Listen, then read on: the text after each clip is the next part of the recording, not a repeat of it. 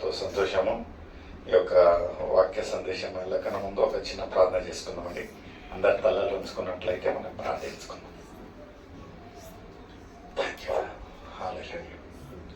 మమ్మల్ని అతి మిగిలిగా ప్రవేశించిన మా యొక్క ప్రియతండ్రి నీ యొక్క ప్రశ్నాంటి స్తోత్రం ప్రభా, మీ యొక్క కృప, మీ యొక్క ప్రేమ ద్వారా ప్రభా, మేమందరం ప్రభా ఏక మనస్సుతో ప్రభా మీ యొక్క సన్నిధిలో చేరి ఉండగా ప్రభా, మీ యొక్క కృప, మీ యొక్క ప్రేమ ద్వారా ప్రభా ఒక సహవాసంలో చేసిన విధానం కొరకే స్తోత్రం. ప్రత్యేకించి ఈరోజు ప్రభా ఆ ఒక ఆలోచన తట్టిన విధానం కొరకు నీకు వేల స్తోత్రం ప్రభా. ప్రభా ఉపవాస ప్రార్థన ప్రభా మీకెంతో సమీపంగా రానికి ఒక మంచి అవకాశం దయచేసిన దేవానికి వేల స్తోత్రం ప్రభా. మా ఒక లోకరీతిగా ప్రభా శారీరకమైన ఒక ఇచ్చలను ప్రభా, శారీరకమైన భోగాలను ప్రభా నల్లగొట్టుకొని ప్రభా మీ యొక్క సన్నిధిలో చేరిన విధానం కొరకు నీకు వేల స్తోత్రం. ఎవరైతే రాలేకపోయించున్నారో ప్రభా వాళ్ళ కొరకు నీకు స్తోత్రం ప్రభా. ప్రభా మీ యొక్క కృప, మీ యొక్క ప్రేమ ద్వారా ప్రభా మేము పాటల ద్వారా మిమ్మల్ని ఆరాధించినాము ప్రభా. ప్రభా ఆరాధనతో మిమ్మల్ని గణపరిచినాం. మీ యొక్క కృప, మీ యొక్క ప్రేమ ద్వారా ప్రభా వాక్య సందేశంలో వెళ్తుండగా మీరు నా ద్వారా ఏం మాట్లాడబోతా ఉంటున్నారో ప్రభా సకల మహిమ మీకే చెందేలాగన యేసయ్య పరిశుద్ధ నామం అడిగి వేడుచున్నాను తండ్రి, ఆమేన్. హల్లెలూయా. దేవునికి స్తోత్రం కలుగును గాక. నిజంగా మొట్టమొదటిగా దేవునికి స్తోత్రము. ఇలాంటి ఒక ఆలోచన తట్టిన అమ్మగారికి, అక్కగారికి నిండు కృతజ్ఞతలు. నిజంగా మామూలుగా అందరికీ ఫీస్టింగ్ అనేది మతికి వస్తుంది కానీ ఫాస్టింగ్ అనేది చాలా తక్కువ కదా. ఎందుకంటే ఉపచారము చేయుట ఎంతో సంతోషము కానీ ఉపవాసం చేయుట ఎంతో కఠినము. ఎవరికైనా ఫీస్టింగ్ అని అంటే మాత్రం నాకు తెలిసిన మటుకు ఇప్పుడు 4-5 కుర్చీలు బయట ఇంకా తెప్పియాల్సి వస్తా ఉన్నదేమో. ఏది ఏమైనాను దేవుని ఒక కృప, దేవుని ఒక ప్రేమ, దేవుని ఒక సన్నిధిలో చేరుట అదే ఒక పెద్ద సంగతి. ప్రియమైన సోదరి సోదరుడా, ఉపవాస ప్రార్థన ఎందుకు అంత ప్రాముఖ్యంగా మన ఒక ఆత్మీయ జీవితాలలో అది ఎందుకు అంత శ్రేష్టంగా మనము అనుకుంటాము అనగా మత్తయి రాసిన సువార్త 17వ అధ్యాయము 20వ వచనము ఎవరైనా చదివి సేకరించండి.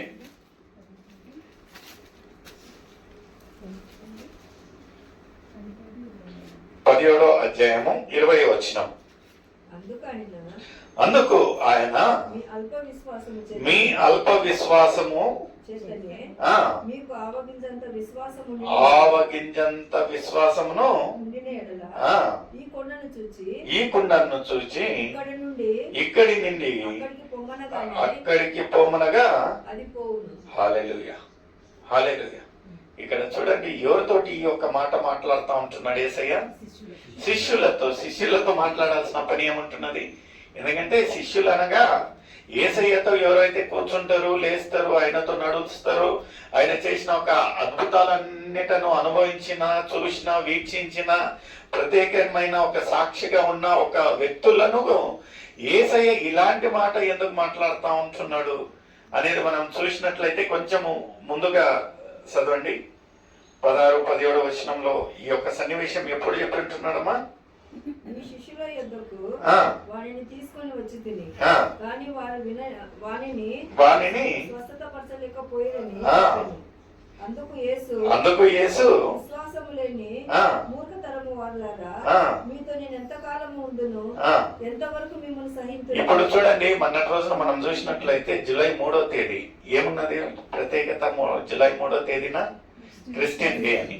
క్రిస్టియన్ డే ఎందుకు మనం ఆచరిస్తామంటే శిష్యుడైన తోమా మన ఒక ఇండియా పట్టణానికి వచ్చి, దేశానికి వచ్చి ఆయన చేసిన ఒక సేవను స్మరిస్తూ, ఆయన చేసిన ఒక త్యాగాన్ని స్మరిస్తూ మనం ఆ ఒక్క దినం. ఎందుకంటే దేవుడు ఏం చేశాడంట, దేవుడు ఈ యొక్క ఆరోహణమై వెళ్ళిన తర్వాత ఆయన ఒక అధికారాన్ని ఎవరికి ఇచ్చాడు? ఆయన ఒక పరిశుద్ధతను, ఆయన ఒక శక్తులను ఎవరికి ఇచ్చాడంటే అందరికి, శిష్యులకు, మనకు. ఎందుకంటే సర్వలోకానికి వెళ్ళి సర్వ సృష్టికి ఆయన ఎంత పద్ధతిగా చూడండి, ఆయన ఎన్నుకున్న ఒక దేశము ఇంకా ఎంత చక్కటి దేశం అంటే మనము నివసిస్తున్న ఒక దేశము.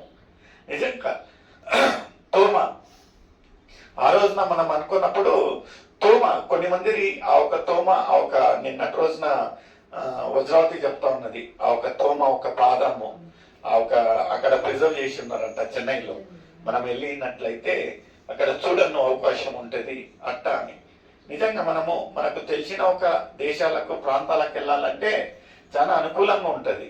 అయితే తెలియని ప్రాంతము, ఈయన తోమా గారు అక్కడి నుంచి ఎక్కడికి వచ్చారంట, భారతదేశానికి వచ్చి ఆయన పొందిన శ్రమలు ఇంత అంత కాదండి, చాలా కఠినమైన ఒక శ్రమలు.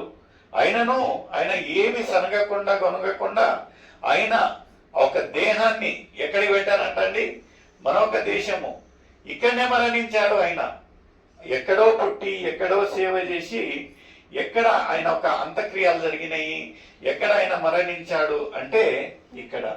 నిజంగా ప్రియమైన సోదరి సోదరుడా, ఇక్కడ ఒక యేసయ్య ఆయన అనుకుంటా ఉన్నాడు ఏంటంటే, బ్రతికిన కాలంలో ఇంకా నేను ఉన్నను లేకున్నాను, నా ఒక శిష్యులు నా ఒక లెగసీని వాళ్ళు ముందు పెడతారు, లేకపోతే దాన్ని కంటిన్యూ చేస్తారు అనే ఒక ఉద్దేశంతో ఈయన అనుకుంటే, పాపం ఆ ఒక వ్యక్తి ఆ ఒక అబ్బాయి తీసుకొని వచ్చి ప్రార్థించగా ఏమి స్వస్థత కానప్పుడు ఆయన మనసు నొచ్చుకొని ఎక్కడికి వచ్చాడంట, యేసయ్య దగ్గరికి వచ్చినప్పుడు యేసయ్య పలికిన మాట ఏముంటున్నదంటే, ఇది ఈ అల్ప విశ్వాసులారా, ఇంకా ఎంతకాలము నేను నీతో ఉంటాను. నిజంగా ప్రియమైన సోదరి సోదరుడా, మన ఒక జీవిత కాలంలో ఎన్నో అద్భుతాలు అనుభవించుంటున్నాం, రుచి చూసి ఉంటున్నాము, ఆయన చేసిన ప్రతి ఒక్క క్రియలను తెలుసుకొని ఉంటున్నాం. కానీ ఇంకా ఎక్కడో ఒక చోట మనకు ఒక అల్ప విశ్వాసము. యేసయ్య బాధపడతా ఉంటాడు, అరే ఇతను పుట్టుక క్రైస్తవుడు ప్రభా, ఏంది ఇతను పుట్టినాల నుంచి నా ఒక కార్యాలు నా ఒక మాటలు అన్నీ తెలిసి ఉంటున్నది, నీ ఒక మాట సెలవు ఇస్తే చాలు. ఆ ఒక అంత గొప్ప ఘోరమైన ఒక తుఫాను వచ్చినప్పుడు ఆ ఒక అలజడిలో వీళ్ళు మన వాళ్ళు ఎవరిని లేపారంట, మంచి నిద్రలో ఉన్న యేసయ్యని లేపారంట. యేసయ్యని లేపితే యేసయ్య ఎట్ట మన ఒక శోభక్క ఆ ఒక కుక్క మరిగినప్పుడు ఏం పేరు అక్క, దాని పేరు రాక్సీ అనగానే అది గమ్మునైపోతుంది. యేసయ్య లేచి ఆ ఒక గంభీరమైన అతి ఘోరమైన ఒక తుఫానును ఆయన లేచి కామ్ డౌన్ అన్నాడు. అంతే. ఆయన ఏ పెద్దగా కసరత్తు జిమ్మిక్స్ ఏం చేయలేదండి. ఆయన జస్ట్ ఈ టోల్డ్. ఒక పాట కన్నడలో ఎంత బాగుంటున్నదంటే, కమాన్ గెటప్ అంటానే ఒక మృతుడు లాజరయ్య లేచాడంట.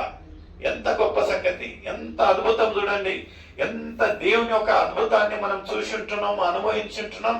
అయితే అలాంటి ఒక విశ్వాసం మనలో ఉంటున్నదా? ఇక్కడ ఒక యేసయ్య బాధపడతా ఉంటున్నాడు. ఆ రోజున ఆ ఒక శిష్యులను చూసి బాధపడినట్లయితే ఈ రోజున మనల్ని చూసి బాధపడతా ఉంటున్నాడు. ఎందుకు మన ఒక ప్రార్థనలకు జవాబు రావటం లేదు?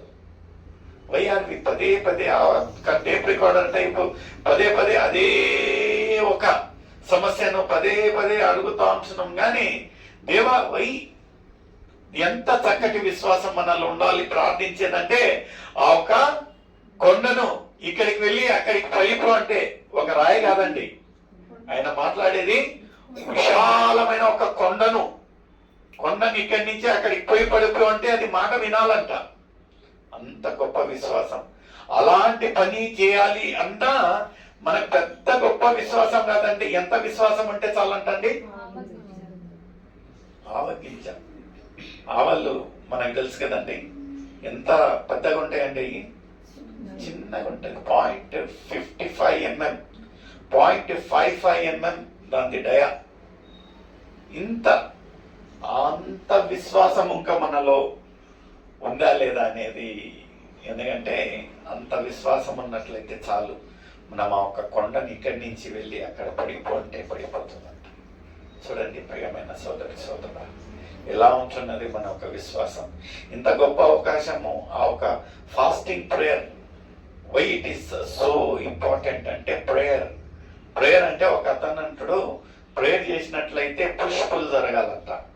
పుష్పులు ఏంటయ్యా, ధారవాడు హుబ్లీ గదగ్ పోతా ఉన్నామా ఏంటి దీని అర్థము? పుష్పుల్ అంటే పుష్ స్పెల్లింగ్ ఏంటి? PUSH అంటే ప్రేయర్ అంటిల్ సంథింగ్ హ్యాపెన్స్. ఏదో ఒక కార్యం జరగాలి. మనం ప్రార్థించాము అంత రీతిగా ఒక పాఠం చెప్పినట్టు కాదు. ప్రార్థిస్తే ప్రేయర్ అంటిల్ సంథింగ్ హ్యాపెన్స్. అలాంటి ఒక పట్టుదల మనలో ఉండాలి.